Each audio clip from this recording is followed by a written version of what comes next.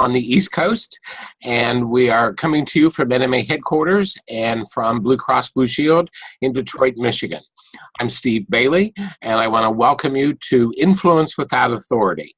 We're going to have a fun hour here with Terry Burke. Terry is Vice President and Business Segment Leader for Blue Cross Blue Shield of Michigan. A seasoned executive with over 35 years of experience, Mr. Burke has spent the majority of his career in the healthcare sector.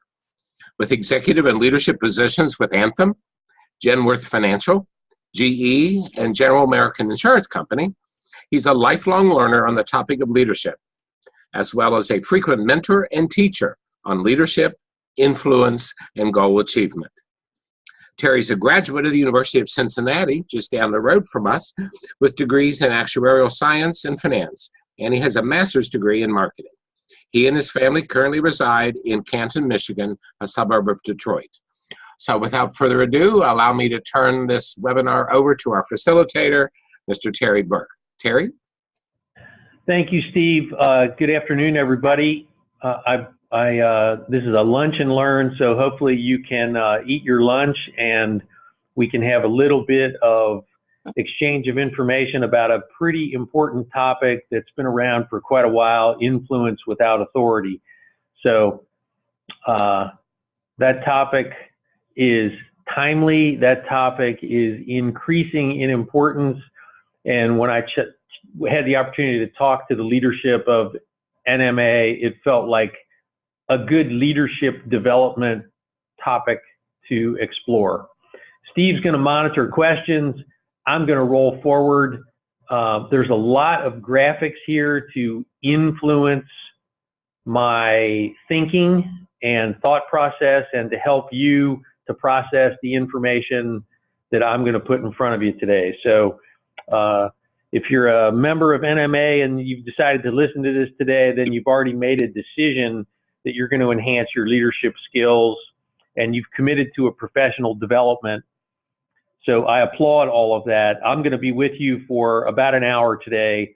So I just wanted to introduce myself just a little bit here. Steve's already done that, but sometimes I know when I've gotten on webinars or don't have a visual or aren't face-to-face with somebody, you want to know who that person is. So I just give you a little bit of background in credentialing. I've had a long and winding road in my particular profession. I've just listed a few of my credentials. And as I've moved through my specialty, which has been health insurance, and specifically in the individual market in health insurance, a big focus as you take on more and more responsibility and more activities, certainly in my profession, I think in yours as well, is the concept of how to influence in order to get things done, build a team, have good organizational health. So that just gives you a little bit of, this is the guy who's talking at you today.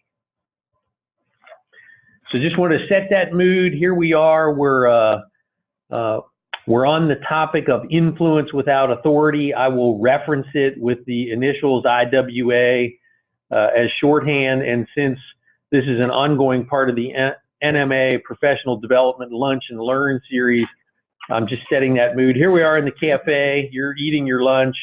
Hopefully you're actively listening, and I'll share a little bit of what I know. And if you want to chat back, I'll be happy to try to answer any questions I can.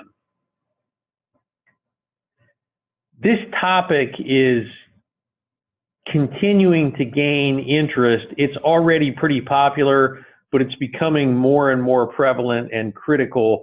There is an awful lot of available information out there, books, papers, articles, even research within a variety of organizations. I'm a frequent reader and a lifelong learner of this particular topic, so I have referenced a lot of this throughout. So you can use these as you go forward as your reference information. Organizations are under just an awful lot of pressure, an increasing amount of pressure to produce results. It's certainly that way in my organization. I'm guessing it is in yours. My time spent in publicly traded organizations, the company I work for now is a not-for-profit mutual company, but in my time spent in publicly traded organizations, that pressure to produce results is even firmer, tougher, and faster because it's public and it's quarter over quarter. Companies are leaner. I think there's less layers of leadership. We still have bureaucracy everywhere in large organizations, sometimes in small, but we have less layers of leadership. So many of us are being asked more often to lead teams and to lead projects where we don't have any formal authority and we don't have any formal mandate. So I do want to level set, and I'll dwell on this slide for a second here because it's got the word leadership up on it, and it talks about what a hot topic this is. This is more coming from me to you, not on the page or the slide. I do want to level set about a few words that we're putting in here today because sometimes people define words differently. And so we're going to talk about authority, we're going to talk about power, and we're going to talk about influence. So let's talk about authority first. Let's clarify how we're using the word authority and define it for the hour that we're going to spend together. Here, we're using authority in the same way that you would see it in the dictionary. So one definition, one soundbite-oriented definition is authority is the power or the right to give orders, to make decisions, and to enforce obedience. Ooh, enforce obedience. That sounds a little punitive there. So for the authority, the dictionary lists several synonyms to that word. Power is one of them. Power, command, control, in charge, dominance, rule. So that's how we're defining authority. Let's talk about power now. I'm going to veer away from the dictionary, and in the 1800s, there was a guy named Max Weber. He was a German sociologist, and way back many, many decades and now centuries ago, power was defined as the ability to force or coerce others to do your will. Also sounds a little tough. So for all of us that are in companies, what we're defining as this is positional power or formal authority. So we're using power and authority in this sense in the same way or as synonyms. Now let's contrast that off against the modern day discussion about influence. Influence really is the capacity to have an effect on character, on development or behavior of someone or something. Influence would really be the ability to cause changes without directly forcing them to happen. We want to develop our influence, and we want to be a force for good without formal authority or without positional power. In my experience, you get far more done, things happen better, faster, have more staying power, and stick longer. So that's our level set, that's our backdrop, and our starting point comes right out of a book that's been around now for about 20 years by a guy named James Hunter. It's called The Servant, and IWA basically presents a significant challenge for many organizations where the culture of hierarchy really hasn't yet caught up with an increasing focus on the results. Those results are typically now achieved through less layers, more teams, more collaboration, not command and control. So my starting point then comes from what you see on the page here. Let me read it to you quickly, just so we, again, have a level set. Everything you need to know about leadership, you probably already know. Be the boss you wish your boss would be, the parent you wish your parent had been more fully for you, the neighbor you wish your neighbor would be. Today, I'm not here to instruct you. Today, I'm here to remind you. That's a quote from the book. I feel very much the same about my role here today. That resonates very deeply with me, so I wanted to share that with you. Here's a simple definition. Again, I give the credit and the props to Hunter on this one. So to this end, reminding and not instructing, here's a simple definition from Jim Hunter. The skill to influence people to work enthusiastically towards goals identified as being for the common good. Simply put, leadership is about getting things done through people.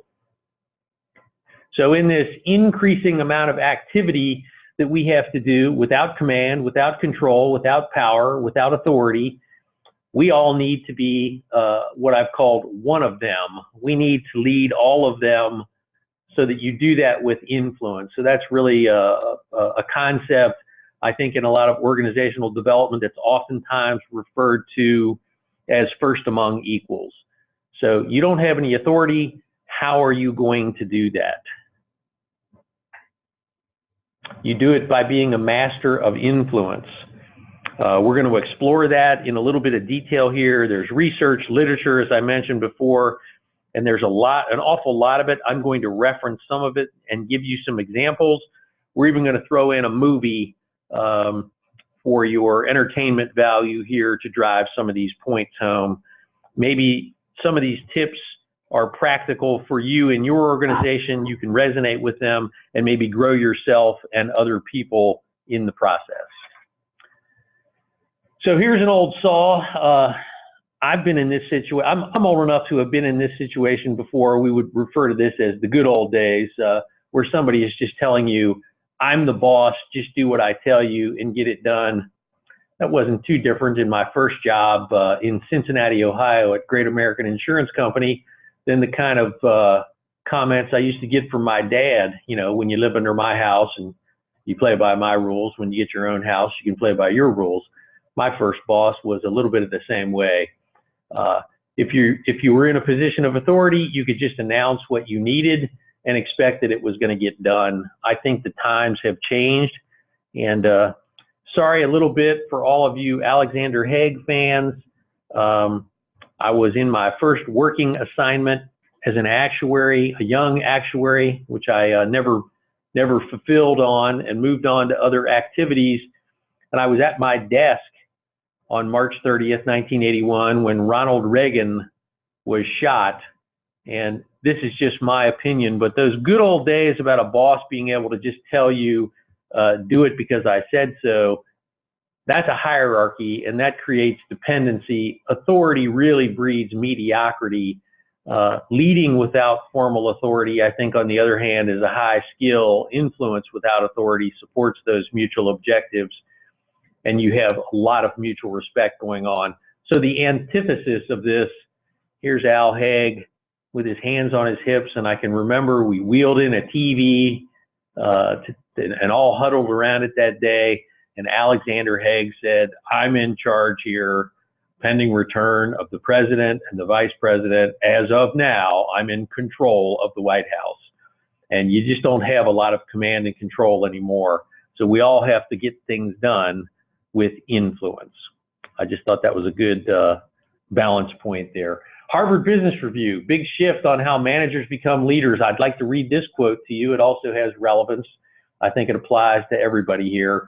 In order to engage in a conversation about leadership, you have to assume that you have no power, that you aren't in charge, and anything and that you can't sanction those who are unwilling to do your bidding. If, given this as a starting point, you can mobilize others and accomplish amazing things, then you're a leader. If you can't, then you're a bureaucrat. And I would just leave that lie and let that soak in a bit. So as leaders or aspiring leaders, today I would remind you that leadership is a verb. And again, one more time, you can see I'm a fan of James Hunter and The Servant. There's a lot of good nuggets, sound bites, and information that come out of that. And that leadership definition is the skill of influencing people to work enthusiastically towards goals identified as being for the common good, with character that inspires confidence. That's also something that I would let lie and just let that one soak in as well. So influence without authority means meeting legitimate needs of people you'd like to work with or you're in charge of a project on. And a lot of times we are equals, we have no positional power, we have no formal authority. So you need to create a team of all leaders. A lot of times those folks might be high octane. They're coming from various parts of your organization. That's the case here. I know I've had that experience, and they're all coming with different responsibilities and as different subject matter experts. So I put up this visual because that's a little bit like the Avengers. You're Captain America, you're first among equals. You need to make sure that that team of Avengers has everything they need to be successful and to win. So I've just listed some questions that you can ask yourself, or you're likely going to get asked from the people who are involved. What's my role? What can I do to lead? How do I keep all of this going? What's in this for me is a common thing, whether it's said or not spoken. It's thought of by everybody of what's their role, what can they do, what specifically are you asking of me, where do I fit in, and really one that's not up here is, why should I listen to you? Why should I follow you? So those are all things I think I wanted to talk just a little bit about. If you're in a first among equals role, sort of like that Captain America of any project, then you'll need to form some great relationships. And I think there's two intertwining strands that form the DNA of those relationships. The first one is what's important. The other is what drives people to act. Now, these are my views of my four. You may have different or more of these types of things. So what's important, I think what's important to people in groups where they're a participant on a project is that we have positive emotions, that they feel like there's some mutual trust. Certainly if you're a leader, that they can trust you as a leader, that you are honest and promoting honesty, and that everybody has a voice so that they're heard. What's driving people to act, to do their part within that project is we do have mutual respect. I am going to get some growth out of this for my own benefit, in addition to being a participant for the greater good. I'm participating on something that's serving others and our customers, and it's all bigger than me. So I think that's why a lot of people ultimately are fulfilled in a large organization. I'm part of something bigger than myself. This is another great reference. Remember, I said we're going to pile on the references for your library. This is to continuously remind you that there's some principles here in John Maxwell's 21 Laws of Leadership. And what's most prevalent here for us is law number 2, the law of influence. You can see it right there. The true measure of leadership is influence, nothing more and nothing less. So Maxwell views leadership as influence, not as positional power, not as formal authority. I just met you. You've seen a picture of me. You've seen a few credentials. You don't know me. I don't know you. So why should you believe me? I'm going to go to another source, which is two big brains, Kouzes and Posner. Their bigger book is called The Leadership Challenge. To me, it's sort of the Bible of leadership. It's in its 5th or 6th printing. It's been around for 20 years now. It's got 30,000 people that they've surveyed over those 20 years. All of this comes down to pretty fact-based stuff. And then they've written this follow-up book amongst many, credibility. So this is their first law of leadership. If you don't believe in the messenger, you won't believe the message. So we haven't met in person. You don't need to believe me. You can believe some of these experts that I'm going to show you. This is simply 5 books that I've put up on the screen for you to take a look at. We won't roll through these.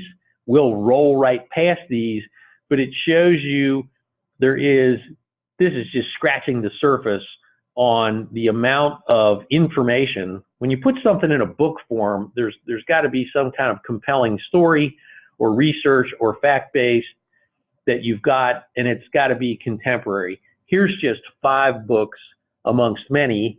Here's 5 more. The How to Win Friends and Influence People is a Dale Carnegie book that's been around for decades, and the rest of these things are pretty important. They all have a slightly different bent. They all come from a little bit different of an orientation, but they wind up having a convergence on the concept of getting things done through influence as opposed to authority. So I want to go just a tad bit deeper. I've taken this from another source. I think I'm going to quick roll forward. Yeah, down in the bottom right-hand corner, C Point Center for Collaborative Leadership is where the 8 portals of influence come from. So I want to take a look at this as a model, and this is a set or a way that you can influence without authority. These are dimensions or portals, and I'll just run through these very quickly. Character, expertise, information, connectedness, networking, collaboration, the social intelligence aspect of things, and then funding. So let's take a quick look at this. So remember now, these are references to be exposed to.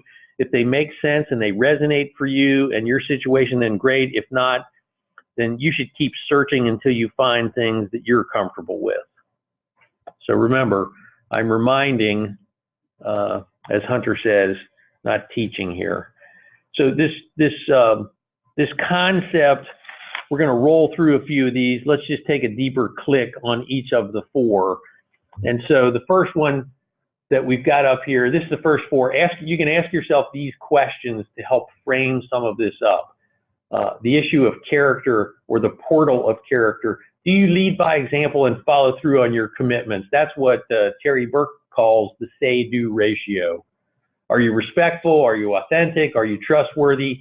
In the Kouzes and Posner reference I made about the leadership challenge, those are all 3 of the top 5 characteristics that people look for in a good leader.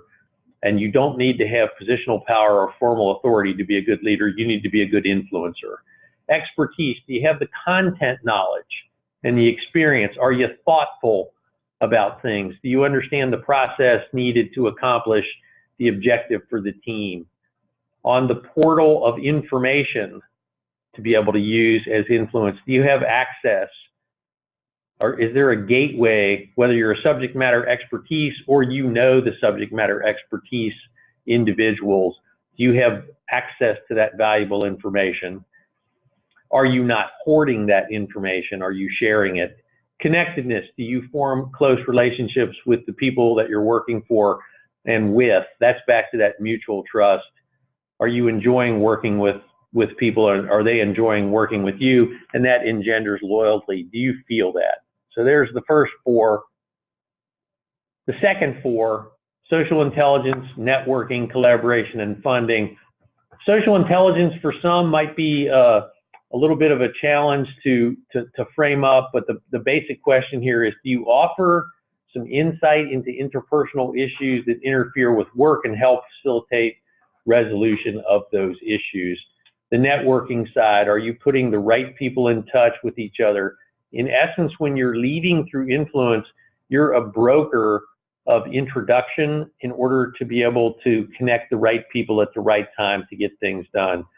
Collaborators seek, I don't really like the win-win thing, but I used it here. Do you seek win-win solutions? Do you have a coalition that you're building, or a community that you're building on a project or an effort or an initiative to get it done? And this last one almost seems like it might not fit with the rest, but it rounds it out. Funding. You can't get stuff done these days unless you can fund the project, fund the effort, fund the initiative, have a budget, and build a use case where you have a return on investment that this is worth doing. So I think I just wanted to run through those very, very quickly with you. There's 8 portals that you can use as singular dimensions of influence.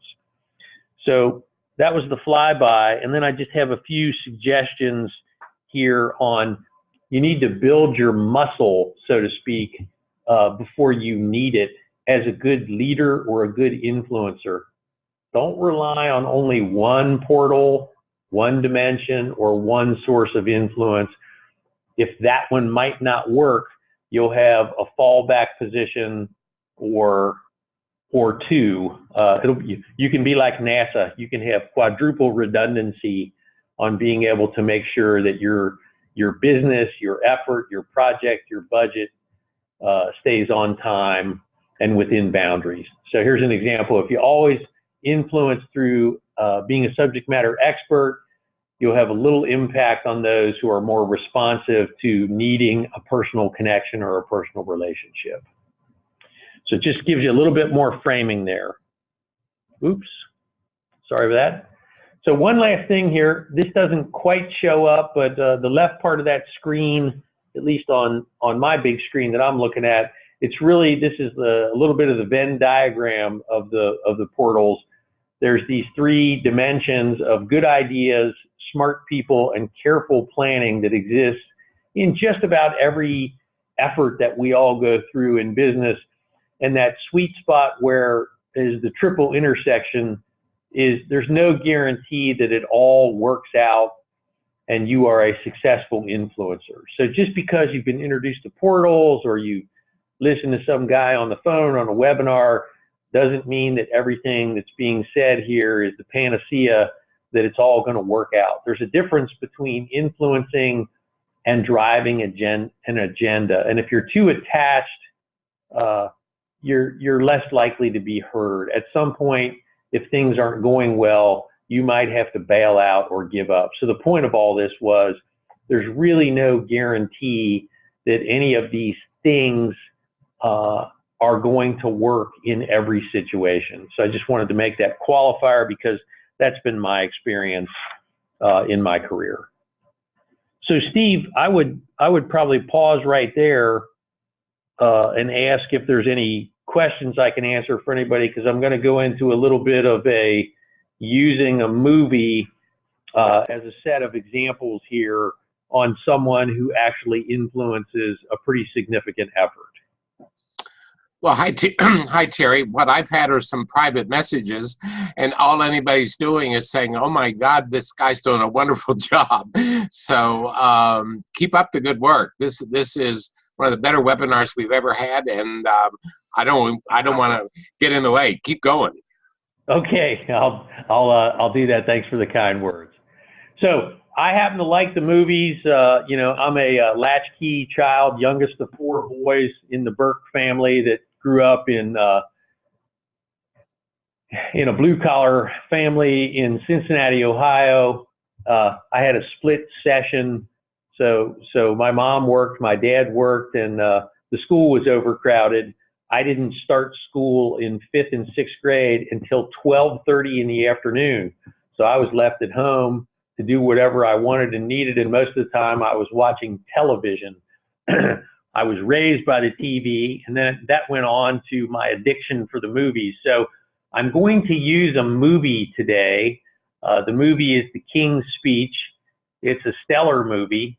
It's an Oscar winner, and that movie provides 3 lessons learned regarding influence without authority. So I need to do a little bit of setup here.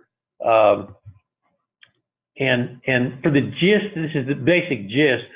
The word gist, by the way, I just recently learned because I was listening to an audio book, and I don't know if this is true or not, but it said that in the government, in certain parts of the federal government, there are people whose actual jobs are called gisters, where they take detailed information and boil it down to its essence or the gist of the information. I thought that was interesting. So I used the word gist. I'd recently been reintroduced to it. So for our purposes, The King's Speech, a movie about relationship between King George of England, who had a speech impediment, and his speech therapist, Lionel Loge, I think is the way it is correctly pronounced. It develops into this extraordinary relationship between the two of them. Loge uses these unconventional methods to teach the monarch how to speak with confidence.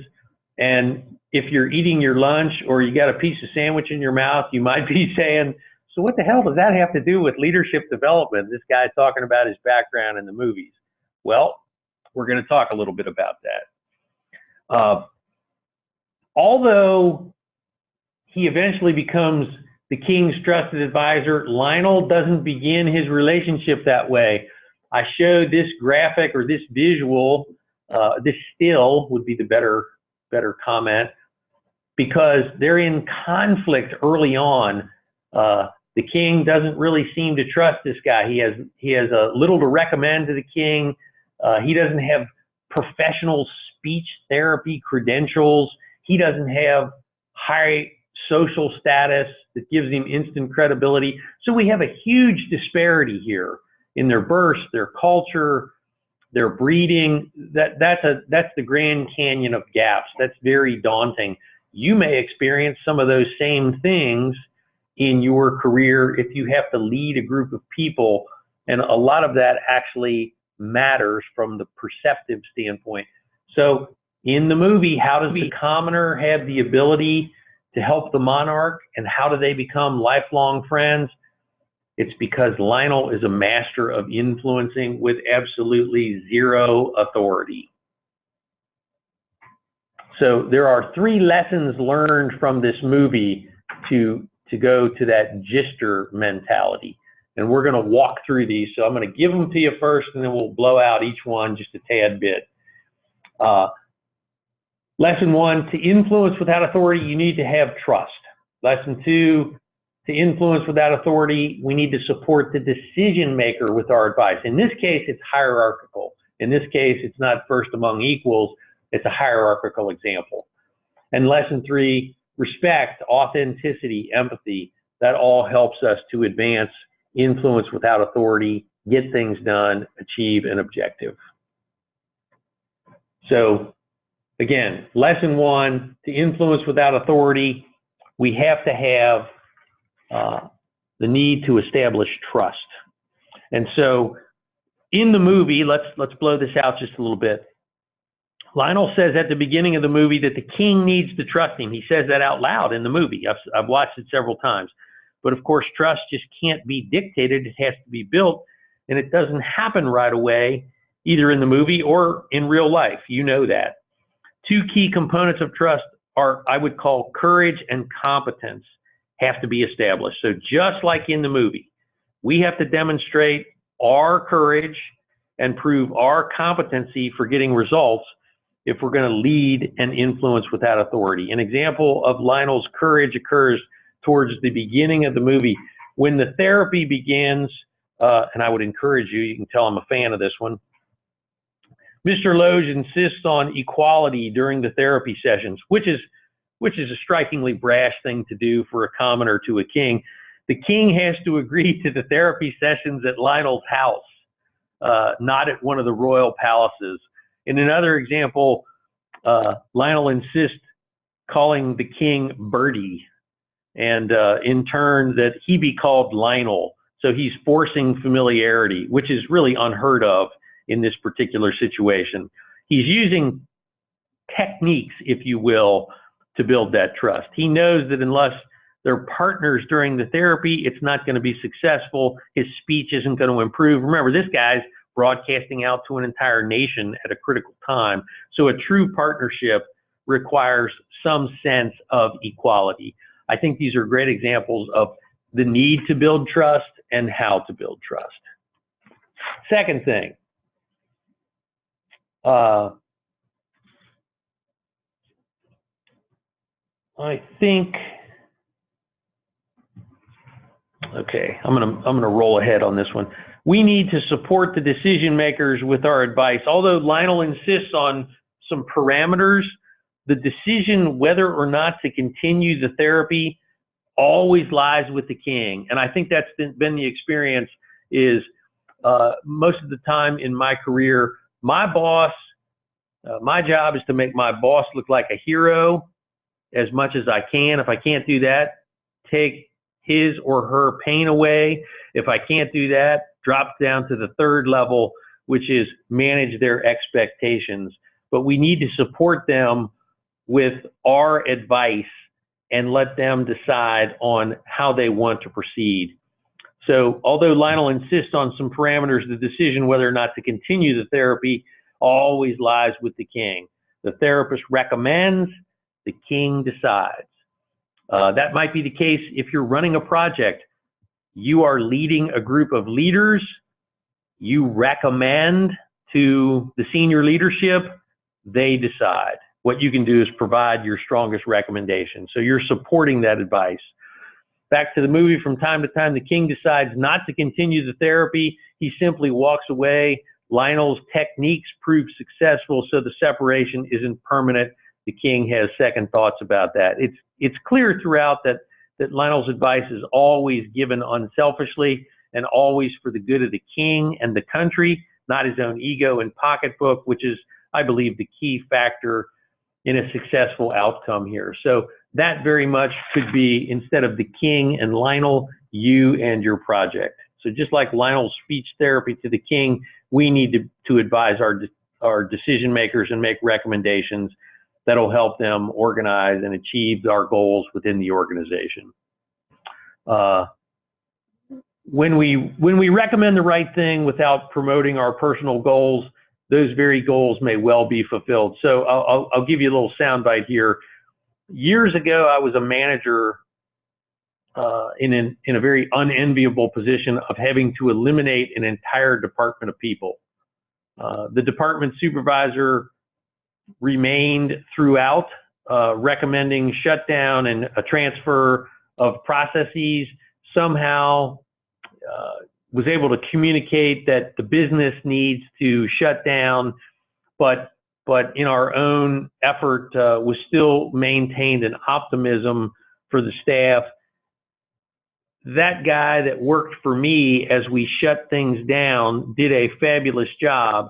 He supported my decisions, and in the end, he wound up being able to be promoted, move on to other activities within the organization, and was even able to help some of the staff retain their positions. So he supported the advice, he provided advice to support the decisions of the leader in that particular case. So there's one practical example I've lived through. And then lesson 3, respect, authenticity, and empathy, helping with influence without authority. In real life, Lionel was said to be successful because of his Superman sympathy.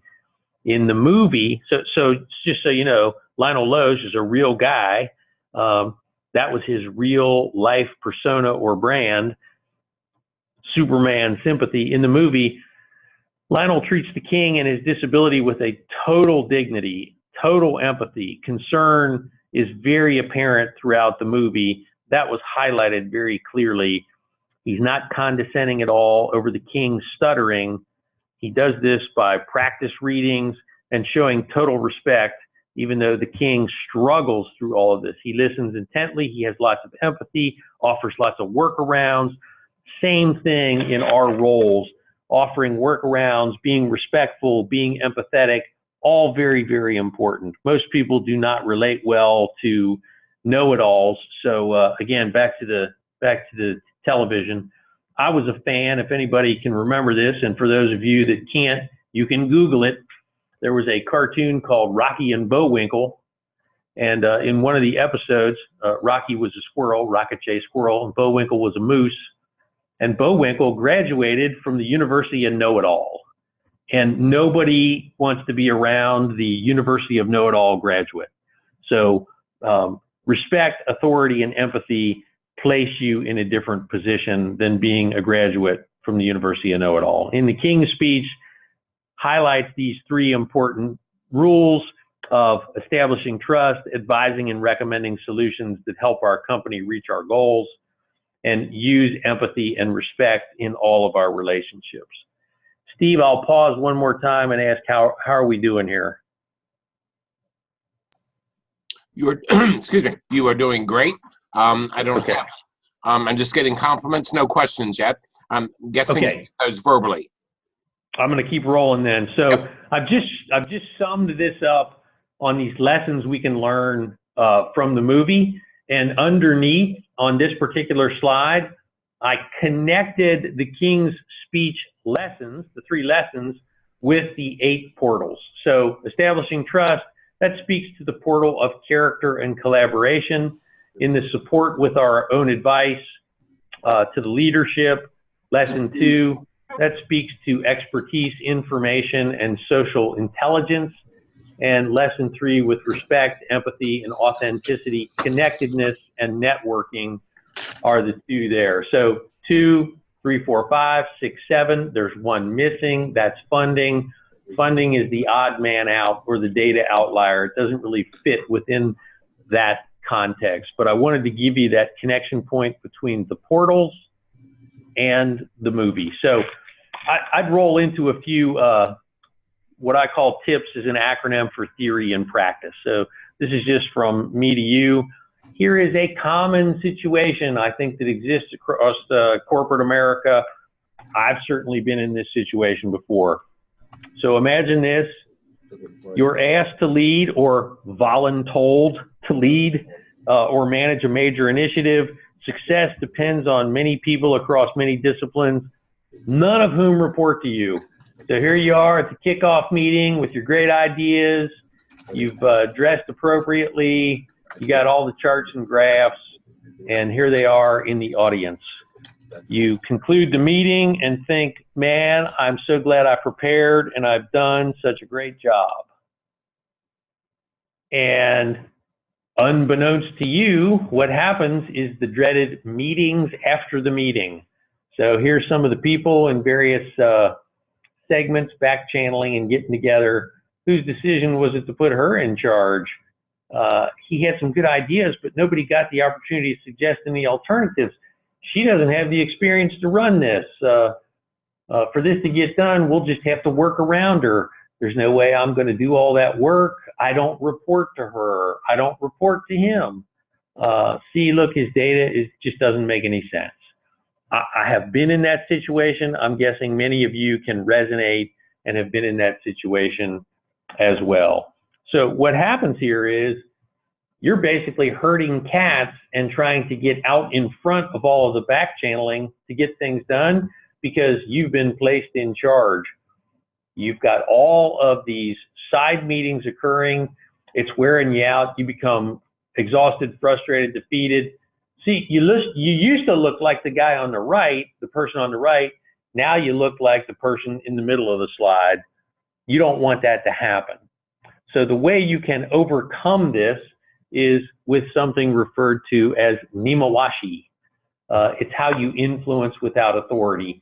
This is a Japanese term. It literally translates into going around the roots, particularly in the sense of digging around the roots of a tree to prepare for transplant. And when I read a little bit about this and talked to some people that I know that have worked at Toyota, this has been a common approach that they've used. And when you talk about the word literally, it's a landscaping or a plant word where you dig up soil, you dig a hole around the existing plant that you're going to transplant and move the soil from where it's going to go to put it around that plant. So you are literally digging or going around the roots to create some familiarity. You're laying some groundwork.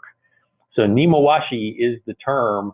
At my company, this is one of the 7 enterprise core beliefs, and we simply refer to it as let's talk.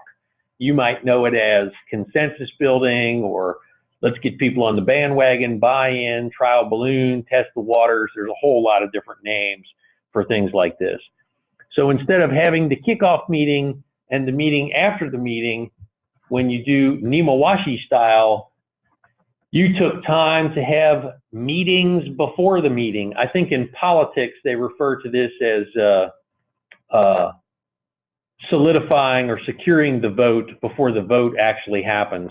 So here you are with those different groups of individuals getting their buy-in independently, privately, or in smaller groups, investing time on the front end, creating collaboration, building trust, building networks, using your portals so that when you get to the meeting, it becomes the influence with the meeting before the meeting instead of the frustration of the meetings after the meeting.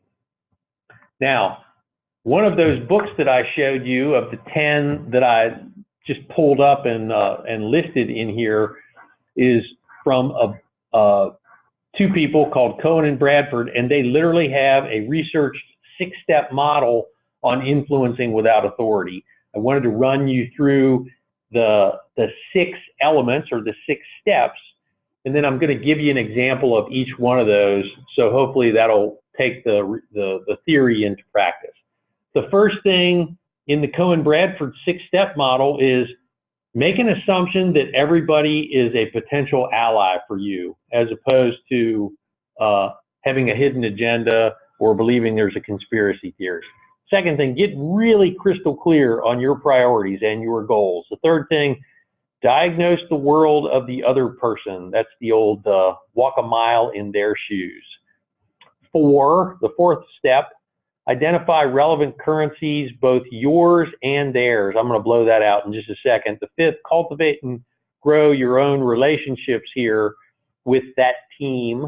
And then the sixth one is the biggest one, you influence through give and take. So let me look at some examples that model the way on each of this. And I've picked some prominent people. Number one, Carly Fiorina, former CEO of HP. She was named to Time's 100 most influential people, but that was well after she started her career as a receptionist at a real estate brokerage. Assume all of the people that you're going to work with are potential allies. And the quotes here is the highest calling of leadership is to unlock the potential of others. She's aligned. So say to yourself, anyone at any time can help me meet our objectives for our project or our work effort. Step two, Cohen-Bradford. Howard Schultz, Starbucks founder, he got turned down 242 times for a bank loan to start Starbucks. So his quote, you have to have a 100% belief in your core reason for being. He got crystal clear on his objectives. Seems like it's working out okay for him. You'll get turned down too a bunch of times. Maybe one of the ways you can do that is stick to your goals, be clear on your goals, retrofit those goals, but treat the turn down not as a no, but a deferred yes. Third thing, an old comedian from the 60s and 70s, George Carlin. Some people see things that are and ask why. Some people dream of things that never were and ask why not. Some people have to go to work and don't have time for all that. Diagnose the world of the other person. We're all volunteers in a flatter organization. So be sensitive would be my advice to myself, and I'll share it with you. Be sensitive to the demands that others already have at work. See and dream for them to start with, and then I think momentum builds. That's been my experience. Fourth one here, Anne-Marie Campbell, Home Depot Executive Vice President. She started as a cashier at that organization. Another rocket ride to the top. So this is our fourth step in the Cohen-Bradford model. Identify relevant currencies, both yours and theirs. What do other people care about? Find out what that is, align and grow together. You can use those portals of influence. You can do them in lockstep order. Her quote here is, remember that it's all about other people. Learn to build up and encourage everybody around you, letting other people know that they matter and that you recognize how valuable they are, frees them to reach new heights. A person will feel appreciated. A person who feels appreciated will always do more than what is expected. I've found that to be true as well. Marcus Lemonis, he's got a TV show called The Prophet, but he's a serial entrepreneur, a multimillionaire. People for me is the only reason that business fail or survive. Uses influence to grow people and their businesses. So if you can channel your inner Marcus Lemonis, use your influence to build those relationships and to grow, you're going to grow. The people around you are going to grow. Your work product's going to grow if you cultivate those relationships. Step 6 is give and take. There's a guy, Adam Grant, psychologist, actually wrote a book on this. The research about it says it turns out that at work there are 3 types of people. There's takers, there's matchers, and there's givers. And it's counterintuitive, but a section of those givers are a rare breed of people who contribute to others without expecting anything in return, and their careers actually rocket and soar faster, quicker, better than takers or matchers who might be more manipulative or more benign. So just something to keep in mind. There's the 6 elements of a particular model that you can use as a reference point in all your efforts. Another book, another reference, I've just given you when I read through this, I just gave you my top 5. I think we got about 10 minutes left. I just want to do my own time check here. And so let me roll through those very quickly. Great leaders leverage influence and relationship over title and position. That drives it home. Leaders don't sit back and point fingers. Leaders lead with the authority of leadership or without it. The authority is largely irrelevant. If you're a leader, you will lead when you are needed. Third one, the best leaders lead like they're not in charge even when they are. That's sort of like, if you're a player, you're not walking around telling anybody, hey, I'm a player. You just are, because of your behavior and the influence that you generated through trust and your authenticity. Fourth one, influence has always been and always will be the currency of leadership. And the last one, I think this is a valuable lesson for all of us. I've been dressed down publicly at a meeting. You know, there's no need for public shaming. If you're a good leader and a good influencer, the more challenging the conversation, the more private it should be. You should challenge privately and champion publicly. So last thing, and I really speak as much to myself as I do to anybody that I would share information with, is when I got a hold of this book, it resonated deeply with me.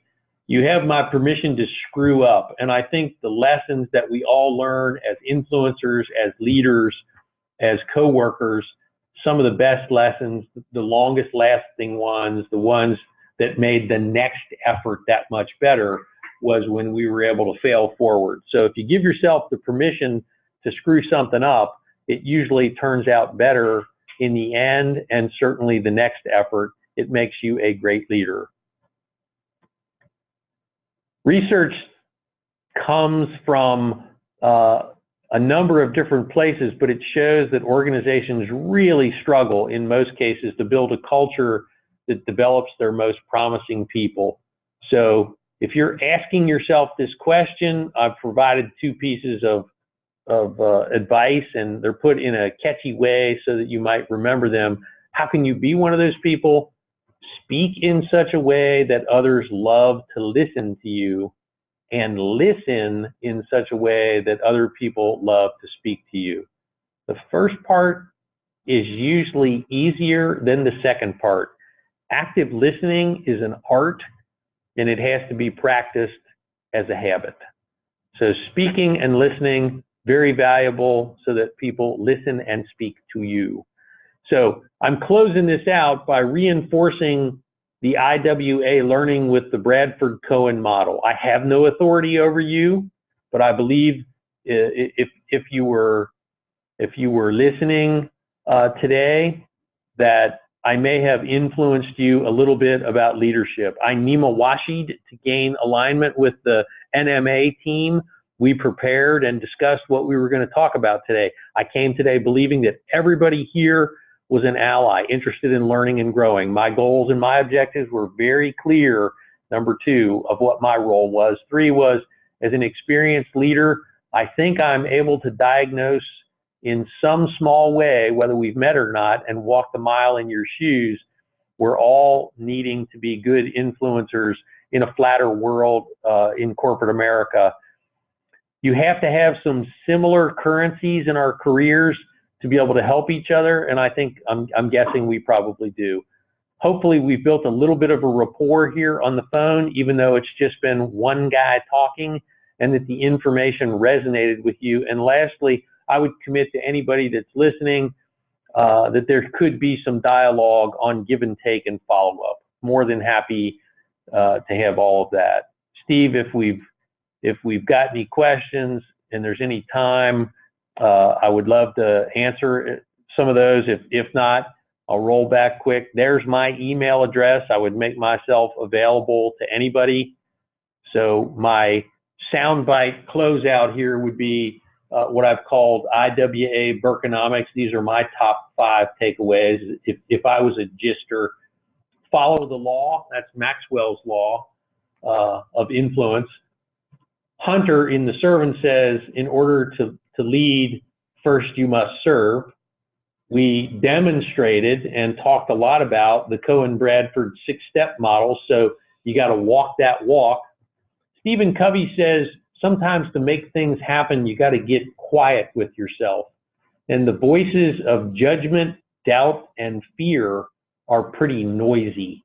If you can tamp them down and get quiet with yourself, you'll be successful. Again, that's advice I give to myself, I share with you. And if you can just be you, lead from who you are and where you are in your organization, it seems that authenticity rings true, and people really, really like that. I think that was my last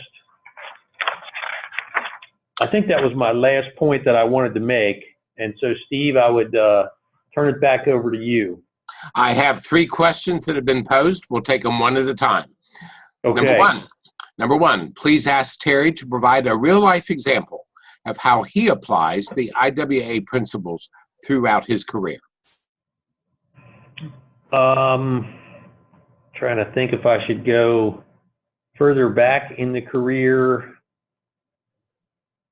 So I think maybe a pretty big project that I have worked on in my organization was preparing for the rollout, which was epic and historic in my industry, of the Affordable Care Act. And in my organization, that required every part of this giant enterprise, about a $27 billion company, to come together and make huge changes in this, some people refer to it as the Obamacare market, in the individual market. So I had to be a first among equals. I had to bring a lot of people together over a very extended period of time to engage in a big, heavy lift of epic and historic change. And that was about 2 years in the making before we ever got to the first open enrollment or health insurance exchange that you see in that market has been very volatile and challenging. I think I followed almost every single step and most of the pieces of advice that I have shared here today with all of you over that period of time. So that would be my real live example. And before I got introduced to the 8 portals, when I retrospectively look back and think about it, I was deploying much of that, just not realizing it at the conscious level. The biggest takeaway there was having those redundancies, having more than one approach to being able to be a good influencer without authority. So that would be my answer. Thank you, Terry. Question 2. Earlier, Terry mentioned his not being a fan of the win-win catchphrase, why not? What catchphrases does he use to influence his team? I try not to use that catchphrase, probably just because that's probably just my mother used to call these pet peeves around this organization. You know, we words and phrases seem to work like viruses sometimes. And around in our organization, the win-win term was just worn out and so overused. So it's not a bad thing. It's a good descriptor. It's probably just something I've just heard so many times I shied away from. But knowing that I was going to come today and share information with people, we were going to do it voice to voice and not face to face. I thought it was a good enough global term to say. So I revealed a little bit of myself, like Oprah on a TV show, using it as her own therapy. You know, I said, oh, I'm not a big fan of the win-win. So that's the explanation for that one. Okay, kind of like out-of-the-box thinking. All righty. Yes. Third question. How do you avoid influence coming across as manipulation? At General Electric, I was taught when you get a question to say thank you for the question and not judge the question. It's hard to resist saying, Good question. But I'm going to go ahead and make an exception and judge that question, and that is a great question. It is extremely difficult. It takes, in my opinion, a lot of practice, and it's purposeful practice, not just I've been around a long time. So sometimes you need to discount the concept of experience when somebody says, well, I've been here for 30 years, because you might in your head say, yeah, well, you've probably been screwing stuff up for 30 years too, and being manipulative, but pawning it off as influence. So I think there's a real art and a real balance to doing all that. And the things that we talked about, those lessons of authenticity, building trust, having a network, letting other people have a voice.